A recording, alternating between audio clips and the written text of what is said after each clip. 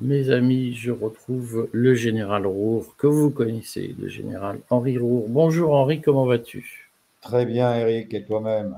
Eh bien, écoute, je suis en pleine forme. On va faire cette émission Stratégone uniquement avec toi. D'habitude, on est plusieurs. Enfin, Édouard Husson est en déplacement à l'étranger. Et puis, tu remplis à toi seul plusieurs sièges. Je vais essayer de remplir l'espace. Voilà, donc tu vas remplir l'espace. On va essentiellement parler aujourd'hui de Gaza, de la situation au Proche-Orient, parce que c'est un sujet qui te tient à cœur. Et je voulais que tu nous parles des différents aspects d'ailleurs de ce conflit, c'est-à-dire qu'il y a l'aspect géopolitique international, la question d'Israël, de la solution à deux États, l'Iran, le Liban, la sphère d'expansion d'Israël, et puis il y a la situation militaire. Est-ce qu'Israël a les moyens de gagner la guerre à Gaza? Et il y a des débats au sein même de l'armée israélienne, puisque j'ai vu que l'armée israélienne réclamait 10 000 soldats supplémentaires pour pouvoir occuper Gaza.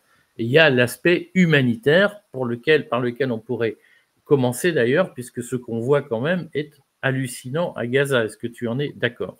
Alors oui, j'en suis d'accord. Je voudrais commencer par un petit souvenir. Il y a maintenant quelques décennies, enfin pas trop, mais quelques-unes quand même, dans le cadre de mes fonctions de relations internationales dans les armées et de patron de nos observateurs militaires mis à la disposition de l'ONU, je suis allé en Israël et je suis allé à Gaza. Bon, je suis retourné après en Israël, bien sûr, mais ce qui m'a étonné, ce qui m'a surpris, voire choqué à Gaza, c'est la densité de la population.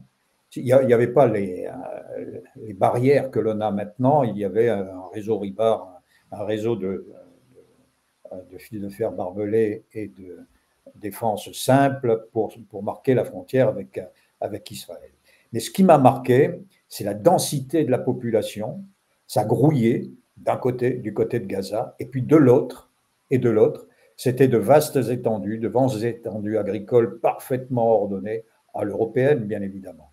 Et ça m'a interpellé. Et je crois pouvoir dire que mes camarades que j'étais allé voir là-bas étaient non pas interpellés, mais ils étaient choqués par l'attitude d'Israël. Bon, alors explique-nous ce que ça veut dire. Qu'est-ce qui les choquait? Alors, ce qui les choquait, c'était l'attitude condescendante des Israéliens à l'égard des habitants de Gaza. Il faut savoir aussi que Gaza, c'est évidemment une aberration. C'est une aberration, c'est un État, enfin même pas un État, c'est une entité qui est une enclave en fait, et ça c'est l'héritage de l'histoire. C'est le partage de 1949 qui a créé Gaza avec deux cheminements, un vers Jaffa et l'autre vers l'intérieur de la Palestine. Et Gaza s'est retrouvé progressivement cette espèce d'entité qui fait de mémoire 41-42 kilomètres de long sur 12 kilomètres ou 6 kilomètres de large. Alors, je ne sais pas si tu te rends compte, mais c'est vraiment très étroit. Là-dessus, sur cet espace, il y a 2 millions de personnes. 2 millions de personnes. Alors, ces gens-là ne sont pas des originaires de Gaza. Ce sont des réfugiés des territoires occupés par Israël. Ce qui veut dire, évidemment, qu'il y a à l'origine une animosité à l'égard d'Israël, ce qui est compréhensible. Et qui plus est, ces gens-là ont été maltraités tout au long de l'histoire de 1949 jusqu'à maintenant. On parle d'Israël, mais on oublie très souvent l'Égypte, parce qu'il y a c'est assez curieux, une association d'intérêts entre Israël et l'Égypte qui s'est manifestée pendant longtemps. Donc après 1949, après la guerre d'indépendance finalement d'Israël, et le partage de fait de ce territoire qu'on appelait la Palestine, l'Égypte a occupé Gaza de 1948 à 1967. Ça fait 20 ans. 20 ans. 1967, ça parle à tout le monde, évidemment, c'est la guerre des civils. Alors, il y a eu des soulèvements dans ce pays parce que les Égyptiens, sans être aussi méthodiques que les Israéliens, avaient quand même une mainmise extrêmement forte.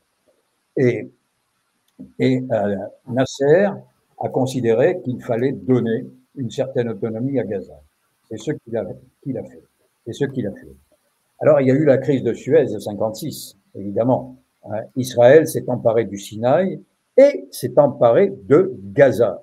Et là, c'est le départ de cette affaire où Israël a occupé Gaza. Donc en 67, je disais la guerre des 6 jours, colonisation des Israéliens qui ont installé des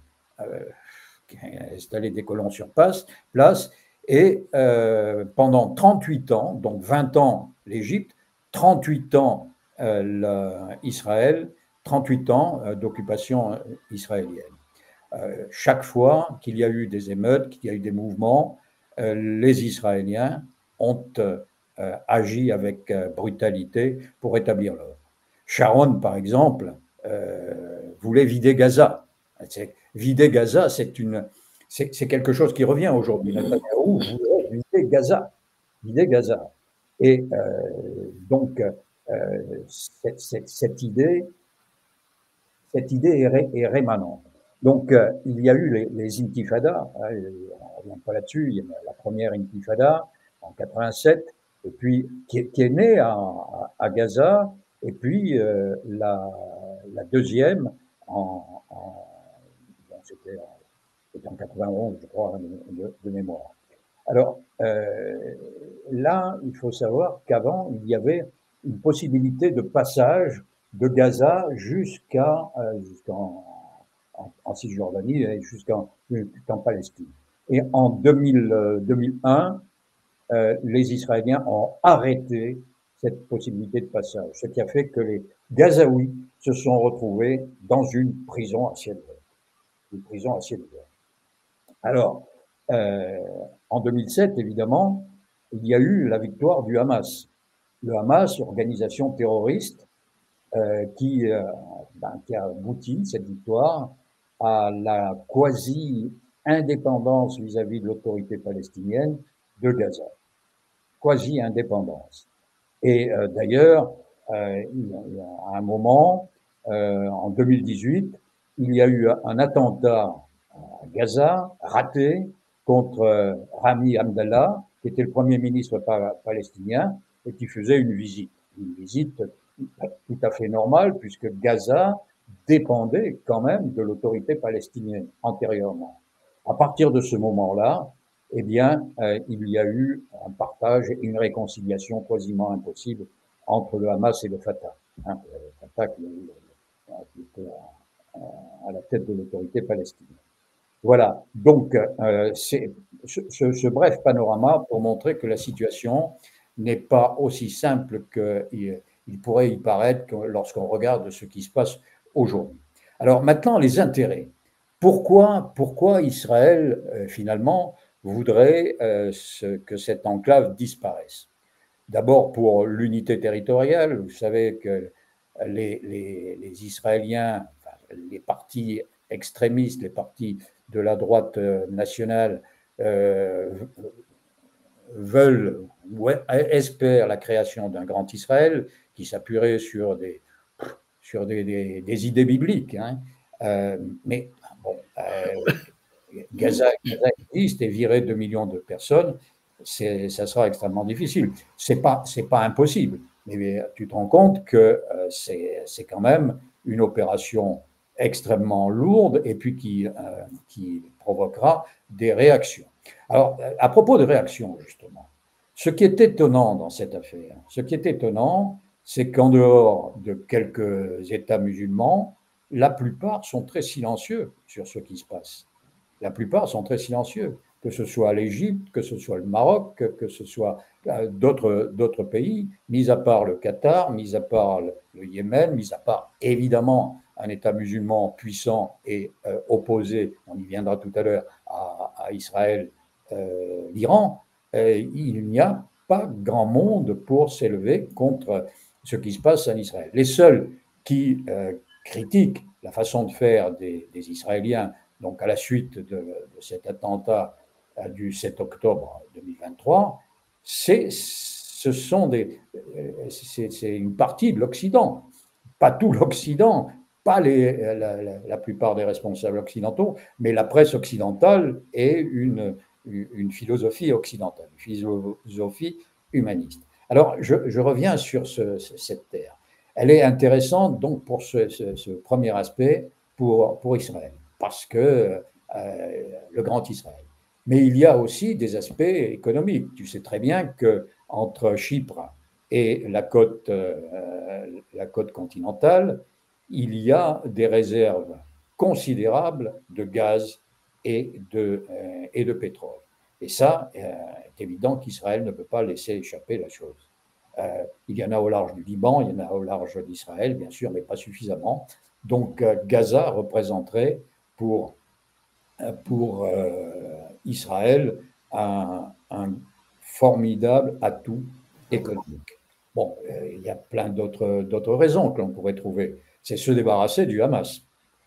Alors le Hamas, c'est une organisation terroriste et d'une certaine manière, on peut comprendre l'attitude de certains États musulmans et une partie de l'Occident, parce que le Hamas, organisation terroriste, il y a la nébuleuse terroriste autour du Hamas, soutenue par les Houthis du Yémen, soutenue par l'Iran, soutenue, enfin bon, bref, avec des relations un peu particulières avec les extrémistes de Syrie et du Liban, hein, même si ce n'est pas tout à fait la même conception, se débarrasser d'une organisation terroriste. Et donc, est-ce que Israël a financé le Hamas? Est-ce que Israël a aidé le Hamas à se développer pour concurrencer l'OLP? J'allais y venir en parlant de terrorisme. C'est vrai qu'Israël a financé les organisations terroristes, comme la CIA, comme les États-Unis ont financé Daesh, on le sait. C'était joué avec le feu, évidemment, parce que ces organismes, ces organisations se sont retournés contre ceux qui les ont payés, ceux qui les ont créés. Et là, aujourd'hui, le Hamas est beaucoup plus pénalisant pour Israël qu'utile. Donc, alors, à l'origine aussi, il y avait, dans le panorama que j'ai fait, il y avait ce souhait d'Israël de partager l'autorité palestinienne entre le continent et puis Gaza. Et c'est ce qui se passe. Gaza est maintenant quasiment indépendant. Voilà. Donc oui, Israël a aidé le Hamas comme il a aidé d'autres organisations terroristes, mais ce n'était pas le seul. Hein. Je le disais il y a un instant, les services secrets, plus ou moins secrets d'ailleurs, de l'Occident ont fait de même. Donc, il y a toutes ces raisons qui militent pour la conquête de Gaza. Je rappelle que chaque fois qu'il y a eu une intervention, jusqu'à présent, sur Gaza par Israël, et pendant les 38 ans, c'est évident, les Israéliens ont eu le temps, il y a eu l'installation de colons. On est allé jusqu'à 7000 dans le nord. Les colonies israéliennes ont donc implanté leurs activités, ont été évacuées. C'est assez curieux, mais les Israéliens sont maîtres dans ce jeu d'aller-retour. Et puis, aujourd'hui, il est vraisemblable qu'avec les destructions les destructions considérables que cette bande de terre a subies, il faudra une aide internationale, mais en tout cas, le terrain est prêt pour au moins un partage de la bande de Gaza, une partie, le sud, allant à des Gazaouis qui seront incités à partir, et le nord qui serait annexé par Israël, en attendant de faire mieux, c'est-à-dire de régler définitivement le problème. Voilà où on en est. Alors, dans tes questions, tu me disais, est-ce qu'Israël est capable de gagner cette guerre? Je crois qu'il y a évidemment une difficulté majeure, c'est que les Israéliens, à l'instar des États-Unis, ne veulent pas perdre d'hommes sur le sol. On ne peut pas gagner une guerre, surtout une guerre en localité, si on n'occupe pas le terrain. Et on sait aussi, les soldats le savent parfaitement, que le combat en localité est extrêmement sanglant. Hein. On perd énormément de personnes. Donc les Israéliens, qui étaient des remarquables combattants, ils le sont toujours peut-être, hein, ils le sont toujours, ont repris la méthode états-unienne de bombardement. Mais le bombardement, on détruit, mais après, il faut bien occuper.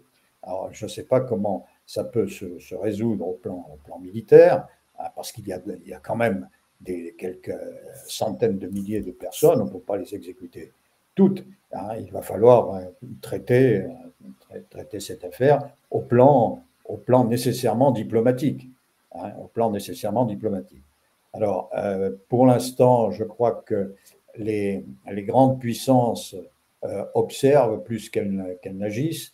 Les États-Unis, principal intervenant en soutien d'Israël, Israël n'a que des armes états-uniennes pratiquement, hein, reçoit ses missiles, ses bombes, ses munitions de petit calibre des États-Unis, en grande partie, même si Israël a fait de l'armement des munitions petit calibre et d'autres armements, évidemment. Ils ont des chars, ils fabriquent quelques trucs, mais enfin, pas suffisamment. Et donc, les États-Unis, pour l'instant, soutiennent grâce, alors, évidemment, d'abord, il y a un intérêt, on y reviendra, mais grâce au lobby juif aux États-Unis, qui a des positions dominantes dans beaucoup de domaines, et notamment dans ce que l'on appelle le lobby militaro-industriel, et puis dans ce qui est banque, finance, etc. etc. Donc, Israël n'a pas trop d'inquiétude à se faire sur le soutien des États-Unis. Et puis, il y a quand même, les États-Unis sont dans une position d'attente comme les Européens, parce qu'il y a d'autres sujets qui les préoccupent, à mon sens, davantage. Tu le sais, hein, les Européens sont dans le piège ukrainien, et au moment, ils ne veulent pas ou ne peuvent pas s'en sortir. Les États-Unis, eux, veulent quitter le piège ukrainien, traiter avec la Russie et s'orienter vers d'autres centres d'intérêt. Ces centres d'intérêt, c'est évidemment l'Asie-Pacifique. Et l'Asie-Pacifique, si on regarde la carte, il y a une relation. Les Anglais l'avaient fait, ça. Hein, et c'est pour ça qu'ils avaient conquis cette partie du Proche-Orient. Il se l'était partagé avec les Français dans la déclaration, les accords Sykes-Picot et puis la suite. Hein, et ce que l'on oublie aussi, c'est les accords qui ont suivi en 1920 sur précisément l'organisation de la Palestine. Et donc les États-Unis sont intéressés parce que c'est une voie vers l'Asie, parce que c'est une voie commerciale. Et donc, on y viendra. Je fais là, bon, et bien évidemment, il y a tout ce qui est autour d'Israël qui posera problème, pose déjà problème, mais tu peux voir que on a été tous, quand je dis tous, les Occidentaux, assez prompts à reconnaître Al-Jouani, le nouveau chef de la Syrie. De la Syrie. Il est probablement pire que Bachar el-Assad, il n'est pas meilleur que ne l'était Saddam Hussein ou Kadhafi, mais il faut absolument trouver un maître parce qu'on a peut-être certains ont enfin compris que dans ces pays-là qui ne sont pas aptes à la démocratie pour différentes raisons sur lesquelles on pourrait revenir, mais probablement dans une autre émission, il est nécessaire d'avoir un chef. Et l'occasion s'est présentée, enfin l'occasion a été suscitée évidemment. Donc il s'agit de stabiliser la région et puis de faire face à l'Iran. Alors dans ta question initiale, tu me parlais des relations avec l'Iran et Israël. Il est évident que Israël représente un atout pour, allez, j'ose pas parler de l'Occident, mais un atout pour les États-Unis. Israël présente un atout, c'est le pays qui peut très bien faire pièce à l'Iran. Alors, rappelons-nous que la France, j'insiste, la France a donné l'arme nucléaire à Israël. C'est grâce à la France, à nos ingénieurs, au savoir-faire français, qu'Israël, qui ne reconnaît pas évidemment être une puissance nucléaire, mais le laisse entendre, c'est grâce à la France qu'Israël est une puissance nucléaire. En face, on a l'Iran qui le sait très bien et qui voudrait accéder à la puissance nucléaire. Et ça, autant l'Occident peut faire confiance ou accepte de faire confiance à Israël, autant l'Occident ne peut pas faire confiance à un régime qui s'est tempéré, bien évidemment, depuis le temps, mais qui néanmoins a des attirances islamistes.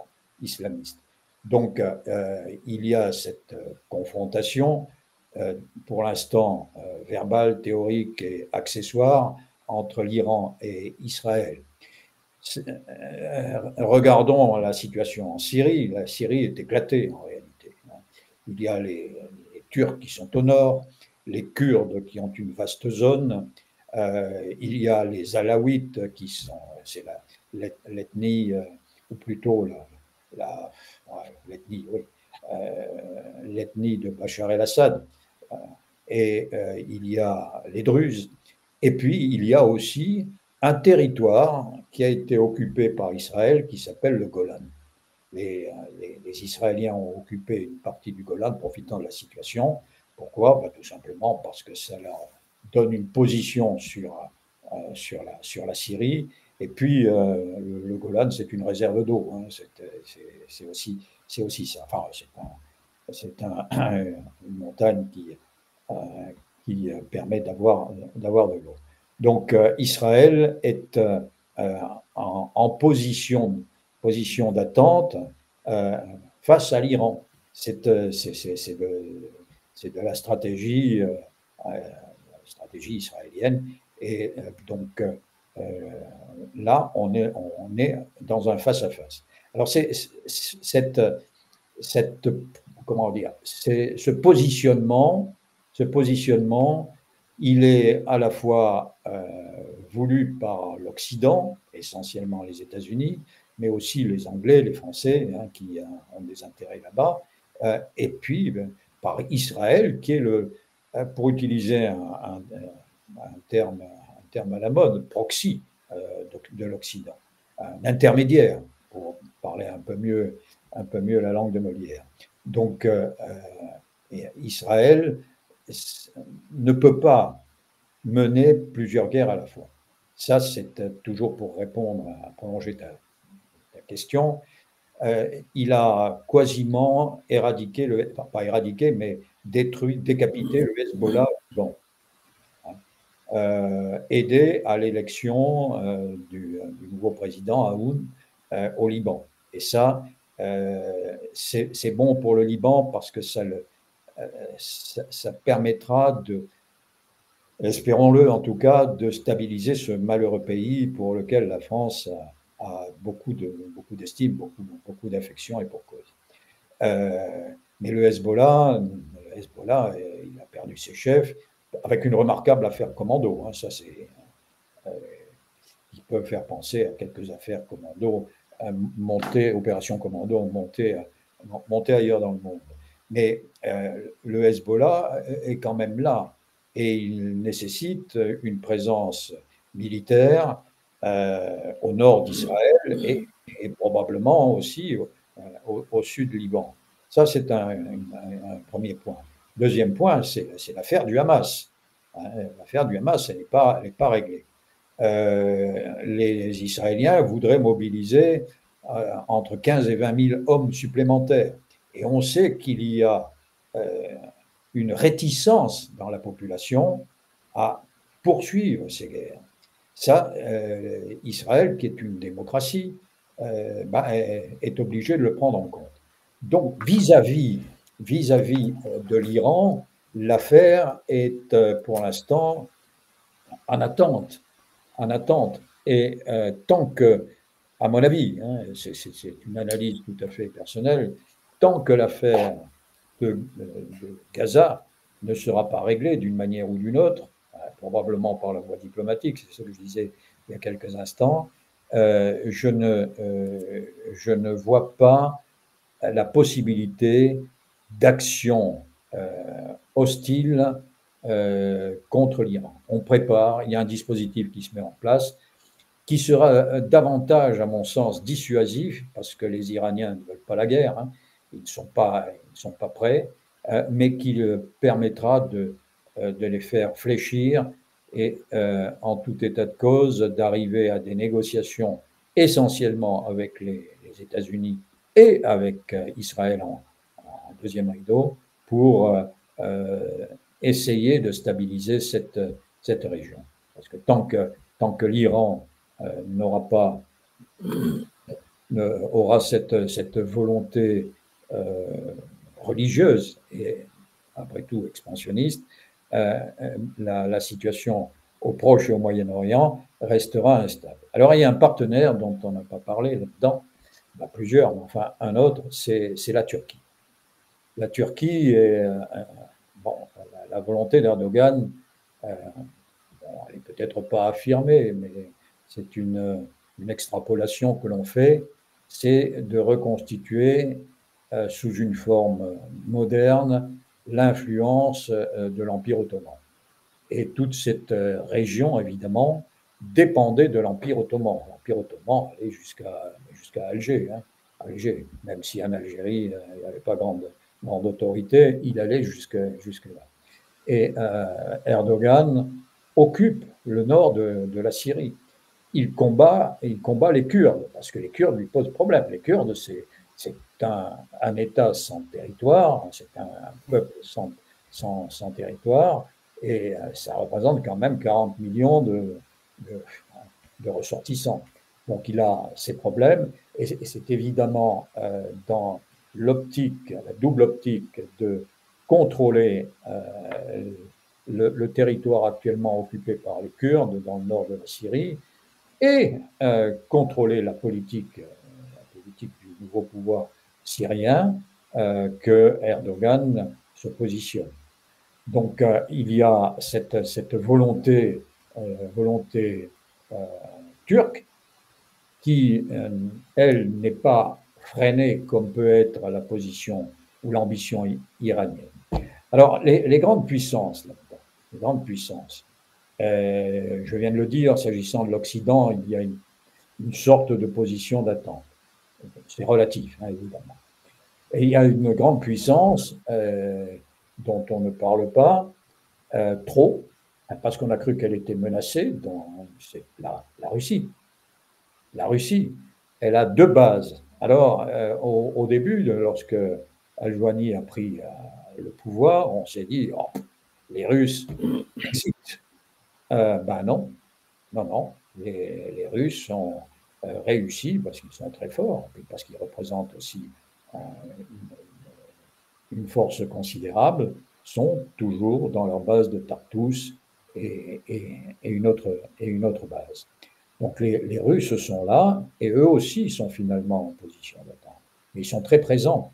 Et face à ce qui se passe en Ukraine, pour eux, c'est extrêmement important.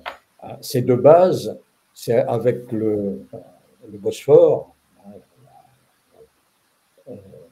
donc le détroit des Dardanelles, etc., qu'on retrouve dans l'histoire, c'est l'ouverture sur la Méditerranée. Et c'est donc aussi une base de départ vers un renouveau de l'influence russe dans cette Asie occidentale. Bon, alors, les Russes, évidemment, ont réussi là, si ça se confirme, mais il n'y a pas de raison que ça ne soit pas confirmé, un remarquable retour diplomatique. Et ça, c'est pas étonnant quand on regarde et on apprécie la qualité de Poutine, qui est un remarquable concepteur, stratège et diplomate. Voilà. Alors, pourquoi dans ta question, dans le sujet général de cet entretien, se pose la question pourquoi le Proche et le Moyen-Orient, pourquoi cette zone nous intéresse. Alors, là aussi, il y a une constante en histoire, c'est la géographie. Je crois qu'il y a beaucoup de choses à dire, bien sûr. C'est une région qui a toujours intéressé le monde entier, que le monde entier ait été réduit à Byzance et à Rome à un moment, et à la Perse, à l'Égypte, ou comme aujourd'hui, ouvert sur l'ensemble de la planète. C'est là que sont nées les trois religions monothéistes, on ne va pas revenir là-dessus, c'est là qu'elles se sont affrontées, mais c'est là aussi où elles ont cohabité. Donc c'est une région, ne serait-ce que pour ça, extrêmement sensible, parce qu'il y a plusieurs milliards de personnes, chrétiens, musulmans, juifs, qui regardent vers ces lieux saints, qui regardent vers cette région. Il y a un autre aspect. Alors, et de tout temps, je ne vais pas remonter jusqu'aux croisades, tout le monde sait ça, ni au partage d'Israël, auquel j'ai fait allusion tout à l'heure, la déclaration Balfour, et le partage de cette terre.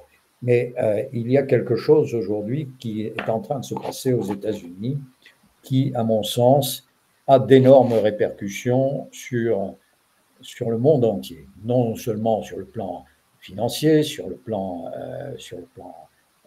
politique, mais sur le plan géostratégique et géopolitique.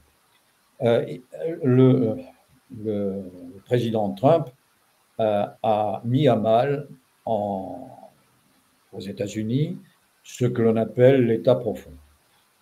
Pourquoi? Parce qu'il a réalisé, mais bon, il a réalisé avec d'autres, bien évidemment, et ça, au moment de son premier mandat, il s'en était aperçu, comme auparavant Eisenhower, comme auparavant Kennedy, mais lui a pu réfléchir à la façon de lutter contre l'État profond. Il a passé 4 ans en dehors du pouvoir, et là, maintenant, il est totalement impliqué dans une géopolitique qu'il a conçue avec une équipe solide qui sépare les États-Unis de ce qu'il est convenu aujourd'hui d'appeler l'État profond. L'État profond qui avait le pouvoir aux États-Unis avec les néoconservateurs. Ce pouvoir, il est apparemment discret, mais il est tellement évident qu'on ne s'en rend même plus compte. C'est quoi? C'est évidemment le lobby militaro-industriel, c'est évidemment les GAFAM, c'est évidemment les banques, le système bancaire, le système financier avec BlackRock, Vanguard, etc., et un système qui fonctionne à partir de réunions. On peut ajouter le Dolder Club, par exemple, qui regroupe les grands groupes pharmaceutiques, et ce système fonctionne par réunion, par des gens qui se connaissent. Il n'y en a aucun qui émerge véritablement. Mais ils se réunissent dans la trilatérale, dans Bilderberg, dans le Forum économique mondial, dans toutes ces instances, et ils décident du sort du monde. Le sort du monde, pour eux, c'est le pouvoir des banquiers. D'ailleurs, je le cite dans un papier ou dans un bouquin, je ne sais plus exactement, Roosevelt, en 91, donc au moment de l'effondrement du bloc de l'Est, a dit maintenant, enfin, nous avons dû être discrets, mais maintenant, nous pouvons dire que la banque doit pouvoir gouverner le monde. Bon, donc Trump a changé de portage. C'est plus la vision hégémonique des États-Unis et de l'État profond, c'est une autre vision. Pour lui, qui est un homme d'affaires, il faut négocier avec les États qui sont beaucoup plus fiables que les ensembles ou que la domination par le chaos. Alors, ça veut dire quoi? Ça veut dire qu'aujourd'hui, les États-Unis, qui sont une puissance maritime, ont besoin de contrôler tout ce qui est détroit, tout ce qui est voie de passage obligée. Et en face, l'autre concurrent, le contestataire, le chef des contestataires, si je puis dire, si je puis m'exprimer ainsi, c'est la Chine. C'est la Chine. Mais la Chine, là aussi, regardons une carte, c'est massif. C'est massif, c'est l'essentiel de l'Asie. Hein, c'est l'essentiel de l'Asie continentale. Et donc, elle a besoin de cheminement terrestre parce qu'elle n'est pas une puissance maritime. Elle n'est pas une puissance maritime. Donc, nous avons affaire aujourd'hui en une opposition entre puissance maritime, les États-Unis, et puissance continentale, la Chine. La Chine met en place, depuis quelques années déjà, les routes de la soie. Les routes de la soie. On voit bien, c'est terrestre, essentiellement. Et les États-Unis, c'est les détroits. Les détroits, le canal de Suez, le canal du Panama, c'est les voies polaires, c'est tout cela. Et c'est évidemment aussi les carrefours. Et là, le Proche et le Moyen-Orient, j'ai fait allusion, ça a toujours été un lieu de rencontre, et c'est donc un carrefour. Et il faut que les États-Unis, par obligation géopolitique, contrôlent ce carrefour. Mais il y a, comme toujours dans cette région, des confrontations de grandes puissances, précisément parce que c'est un carrefour, précisément parce que les aspects philosophiques ou religieux sont importants. Et puis aussi, s'ajoute à ça, c'est pas la moindre des choses, les richesses de cette région. Richesses pétrolières, richesses gazières, richesses minières, évidemment. Donc, tout cela fait que Israël, pour l'instant, eh bien, c'est l'avancée des États-Unis ou plus globalement l'avancée de l'Occident dans cette région, ce pays qui a été, ou qui s'est auto-mandaté d'ailleurs, pour assurer la sécurité, pas la sécurité peut-être, mais le contrôle de la région.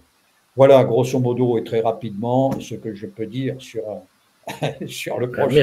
Merci à toi, Henri. Je voudrais juste poser une dernière question très courte, parce que je sais qu'en plus, nous devons vaquer, commencer par toi. De façon très courte, qu'est-ce que tu penses de la reconnaissance de la Palestine par la France, et est-ce que tu penses qu'une solution à deux États est viable? Alors, bon, il y a 147 États de mémoire qui ont reconnu la Palestine.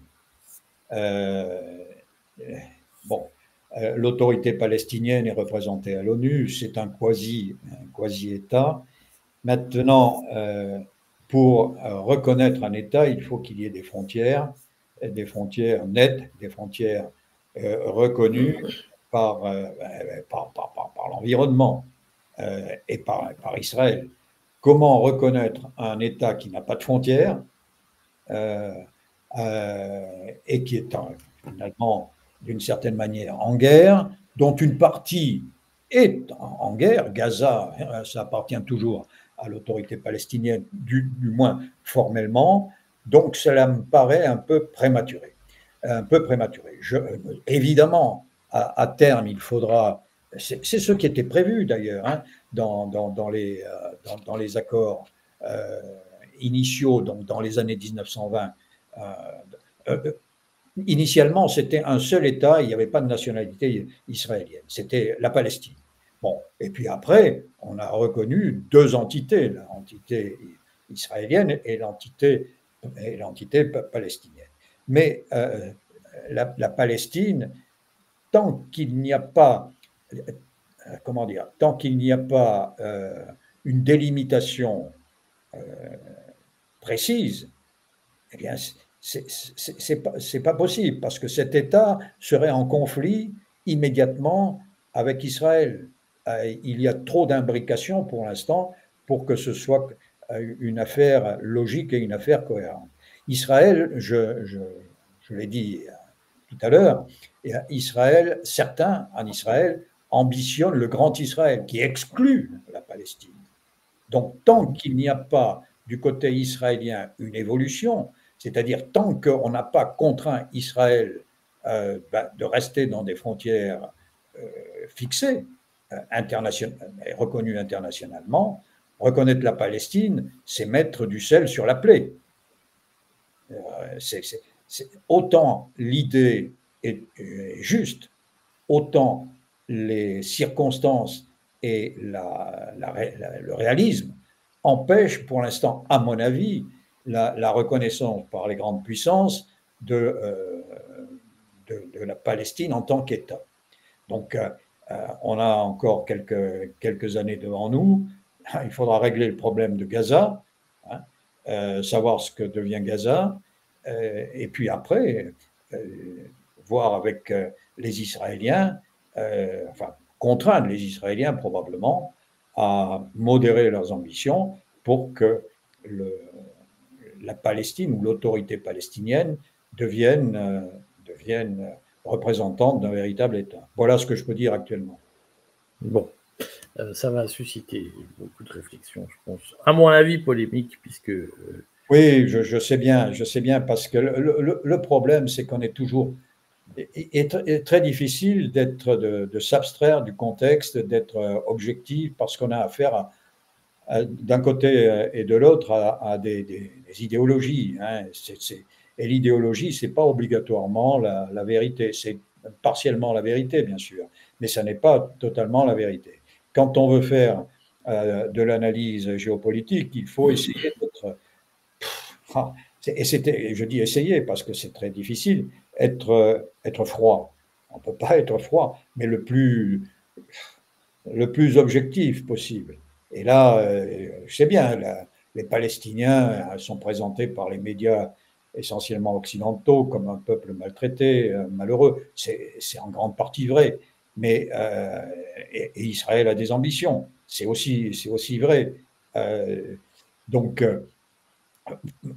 compte tenu il faut s'affranchir de ces aspects, prendre en compte la réalité pour imaginer ce que peut être l'avenir.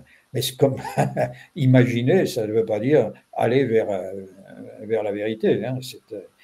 C'est essayer de trouver les éléments les plus concrets, les plus vraisemblables pour trouver une solution, ou pour imaginer, je prends le mot, une solution. Voilà. Bon. Merci beaucoup, Henri. Je suis sûr qu'on te retrouvera très prochainement sur notre antenne. À ta disposition. À bientôt. À bientôt.